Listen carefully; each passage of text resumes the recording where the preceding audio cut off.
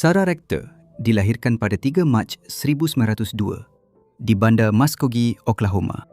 Ayahnya ialah Joseph Rector dan ibunya ialah Rose McQueen. Dia mempunyai 5 adik-beradik dan walaupun berasal dari latar belakang yang sederhana, nasib baik akan mengubah hidupnya sepenuhnya. Untuk memahami kisah Sarah, kita perlu melihat kembali kepada nenek moyangnya terlebih dahulu. Kedua-dua nenek sebelah ibunya dan moyang sebelah bapanya telah diperhambakan oleh kaum Indian Muskogee Creek pada tahun 1866. Selepas Perang Saudara dan pemansuhan perhambaan, nenek moyang Sarah telah diisytiharkan sebagai golongan freedmen oleh Kerajaan Amerika Syarikat dan kini menjadi warga negara suku kaum yang sebelum ini memperhambakan mereka. Pada tahun 1887, Kerajaan Persekutuan memperkenalkan Akta Peruntukan Umum DOS, di mana mereka merampas lebih banyak tanah milik orang asli Amerika. Ini kerana kerajaan menganggap semua tanah suku kaum itu sebagai lebihan yang tidak diperlukan oleh suku-suku tersebut. Oleh itu, tanah tersebut dibahagikan dan dipindahkan secara percuma kepada peneroka kulit putih. Pada tahun 1898, Kongres meluluskan Akta Curtis yang meminda Akta DOS. Undang-undang baru ini membahagikan Oklahoma yang sedang beralih daripada Indian Territory kepada status negeri. Ini adalah langkah wajib untuk membentuk negeri baru Oklahoma. Namun, perbezaan utama ialah bukan sahaja peneroka kulit putih diberikan tanah percuma daripada bekas Indian Territory, tanah yang tidak diperuntukkan juga diberikan kepada suku-suku yang tinggal di kawasan tersebut. Sebagai keturunan hamba Creek dan kemudian mendapat status freedman, Sarah serta 2 adik-beradiknya masing-masing berhak mendapat sebidang tanah. Tanah Sarah adalah kira-kira 160 ekar. Pembahagian ini berlaku antara tahun 1898 hingga 1906. Akibatnya, hampir 1 juta ekar tanah di timur Oklahoma telah diberikan sebagai pembahagian tanah kepada kanak-kanak dari bangsa Creek. Ini termasuk kira-kira 4,400 kanak-kanak kulit hitam dan ribuan kanak-kanak bawah umur Muskogee Freedmen. Secara keseluruhan, Akta Curtis telah merampas kira-kira 90 juta ekar tanah daripada suku-suku kaum. Selain itu, apabila tanah lebihan ini diagihkan, Kerajaan Persekutuan memberikan tanah yang tidak diingini kepada ahli-ahli suku seperti Sarah yang dianggap berbatu, tidak subur dan oleh itu tidak sesuai untuk pertanian. Sementara itu, tanah-tanah yang lebih bernilai dan subur telah dikhaskan untuk peneroka kulit putih.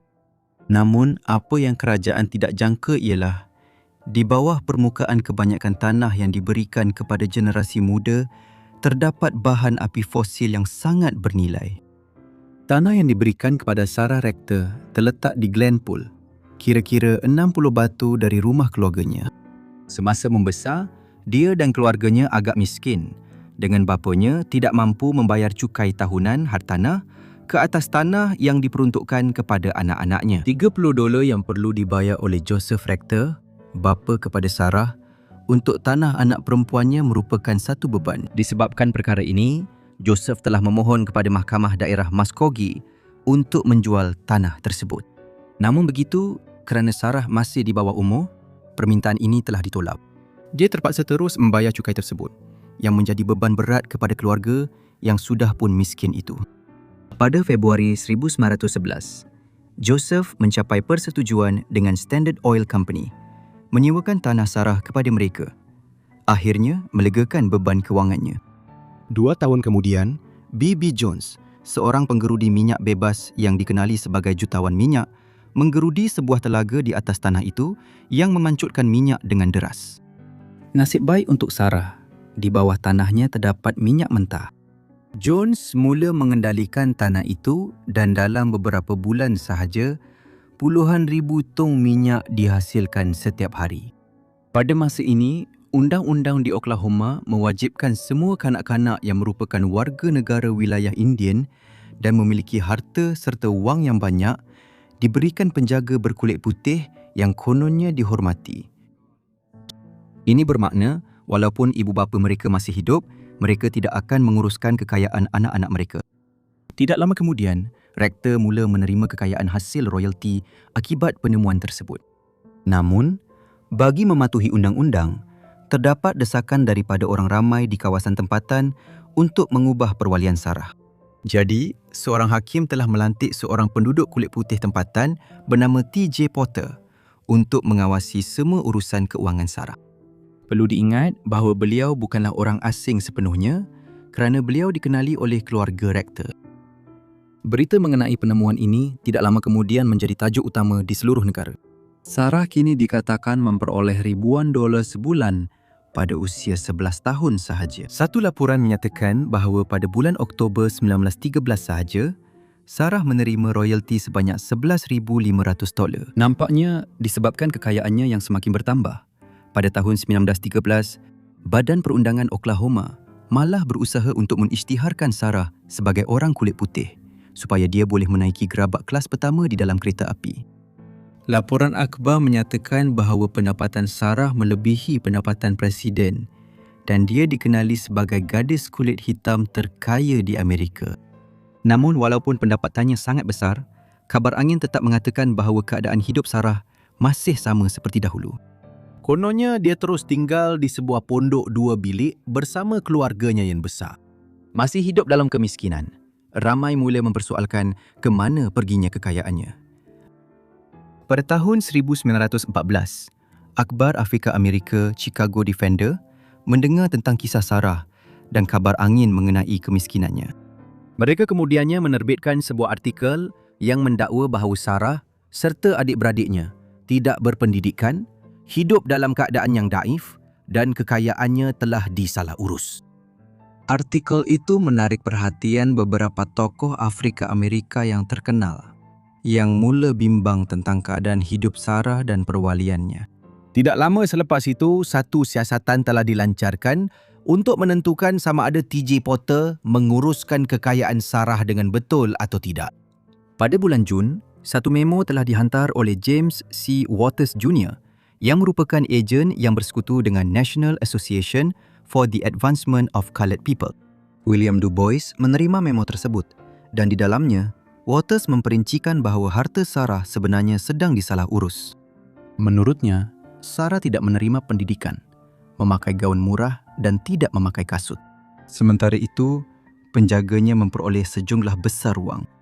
Waters terus menambah, bukankah dia boleh dijaga dengan baik oleh orang daripada bangsanya sendiri daripada dijaga oleh anggota bangsa yang akan menafikan dia dan kaumnya layanan yang diberikan kepada anjing peliharaan yang baik. Tidak lama kemudian, akhbar di seluruh negara mula mencabar kedudukan penjaga Sarah. Selain itu, kes-kes lain yang serupa dengan kes Sarah turut diketengahkan. Ratusan kanak-kanak kulit hitam asli telah memperoleh kekayaan akibat penemuan minyak di tanah mereka. Dan sama seperti Sarah, mereka juga telah diberi seorang penjaga kulit putih yang sering menyalahurus harta mereka. Akhbar-akhbar di seluruh negara mempersoalkan, mengapa tidak mungkin seorang penjaga kulit hitam dilantik? kes Sarah menjadi titik tumpuan untuk isu ini. Perlu dinyatakan bahawa butiran tepat mengenai Sarah dan penjaganya masih tidak jelas. Tidak lama selepas media mendedahkan isu ini, terdapat surat menyurat antara Du Bois dan Hakim Leahy mendedahkan perkara itu. Sarah bersama keluarganya telah berpindah ke sebuah rumah cottage 5 bilik dan dia sedang bersekolah di kampung halamannya di Taft bersama semua adik-beradiknya. Hakim itu juga memberitahu Du Bois bahawa keluarga tersebut yang memilih Porter sebagai penjaga dan dia hanya menerima 2% daripada pendapatan Sarah. Selain itu, akhbar milik orang kulit putih menyatakan bahawa Hakim Leahy sangat tegas terhadap penjaga sekiranya berlaku sebarang ketidakselarasan. Walaupun situasi mengenai perwalian Sarah sangat dibesar-besarkan, siasatan NAACP telah mendedahkan isu-isu sedia ada berkaitan perwalian dan rasuah yang wujud bersamanya. Ini bermakna lebih sedikit kanak-kanak akan diabaikan dan dieksploitasi. Selain itu, Du Bois kemudiannya menubuhkan Jabatan Kanak-kanak NAACP yang menyiasat dakwaan penjaga kulit putih yang disyaki merampas tanah dan kekayaan kanak-kanak kulit hitam. Sarah dan kakaknya kemudian meninggalkan sekolah di Taft dan menerima pendidikan yang lebih baik dengan mendaftar di sekolah kanak-kanak Institut Tuskegee. Semasa di sekolah itu, sekumpulan penjenayah telah merancang untuk menculik Sarah dan menuntut wang tebusan. Nasib baik, beberapa pelajar telah berjaya menghalang penculikan itu. Namun malangnya, kekayaan Sarah sering menjadikannya sasaran keganasan dan eksploitasi. Ini mungkin salah satu sebab mengapa beliau menjauhkan diri daripada media pada akhir hayatnya. Pada tahun 1915, pengeluaran di kawasan tanah Sarah adalah kira-kira 160,000 tong minyak mentah sebulan. Oleh kerana Sarah mempunyai 1/8 bahagian, beliau memperoleh kira-kira $18,000 sebulan, iaitu sekitar 460,000 pada nilai hari ini. Pada masa itu, purata pendapatan isi rumah hanyalah kurang daripada $60 sebulan. Untuk memberi gambaran tentang betapa banyaknya wang yang beliau peroleh, pendapatan hariannya lebih tinggi daripada gaji tahunan kebanyakan rakyat Amerika pada masa itu. Disebabkan liputan media yang meluas tentang kehidupan dan kisahnya, Sarah mula menerima hadiah, permintaan pinjaman dan yang paling ketara, lamaran perkahwinan daripada lelaki yang jauh lebih tua. Walaupun hakikatnya, beliau masih seorang gadis remaja yang muda. Tidak dinafikan, lelaki-lelaki ini hanya mahu mengawal kekayaannya. Pada tahun 1917, keluarganya berpindah ke Kansas City, Missouri, dan dalam beberapa tahun, mereka berpindah ke sebuah rumah agam batu-bata yang indah, dikenali sebagai Sarah Rector Mansion. Menjelang usia Sarah 18 tahun, dia memang sudah menjadi seorang jutawan. Dia memiliki pelbagai perniagaan dan aset, termasuk saham, sebuah rumah tumpangan dan tanah. Ibu Sarah, yang dikenali keluarga sebagai Mama Rose, bertanggungjawab mengurus keuangan anak perempuannya sehingga dia berumur 20 tahun. Tidak lama selepas berpindah ke bandar, Sarah bertemu dengan seorang ahli perniagaan tempatan bernama Kenneth Campbell. Pasangan itu berkahwin pada tahun 1920. Majlis perkahwinan itu sangat tertutup. Hanya saudara mara terdekat sahaja yang hadir.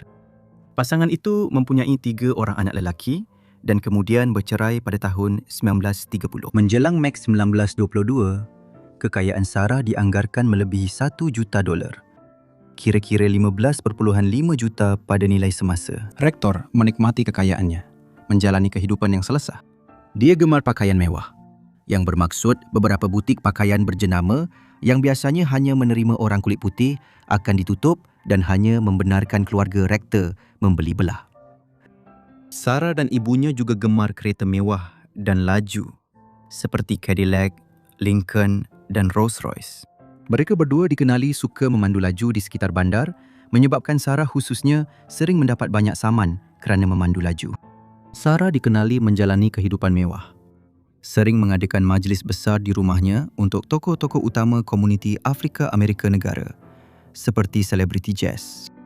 Walaupun begitu, dipercayai bahawa dia menjalani kehidupan yang tenang di Kansas City dengan maklumat tentang kehidupan beliau selepas itu sukar untuk didapati. Sarah kehilangan banyak wang selepas kejatuhan Wall Street pada tahun 1929. Terutamanya kerana setahun sebelum itu, dia dan suaminya telah membuka sebuah perniagaan jualan kereta yang akhirnya gulung tikar. Selepas bercerai, Sarah berkahwin dengan William Crawford, seorang pemilik restoran pada tahun 1934. Sarah Rector meninggal dunia pada 22 Julai 1967 pada usia 65 tahun akibat pendarahan otak. Beliau kemudiannya dikebumikan di tanah perkuburan Taft yang terletak di kampung halamannya. Terima kasih kepada semua kerana menonton video ini mengenai Sarah Rector. Saya harap anda menikmatinya. Jika anda suka, tinggalkan saya satu tanda suka dan komen di bawah. Dan jika anda baru di sini, apa kata langgan saluran ini? Jika anda ada sebarang cadangan, sila hantarkan email kepada saya yang terdapat dalam keterangan atau tinggalkan komen di bawah. Apa-apa pun itu saja daripada saya. Jadi saya akan jumpa anda semua dalam episod Forgotten Life yang seterusnya. Terima kasih.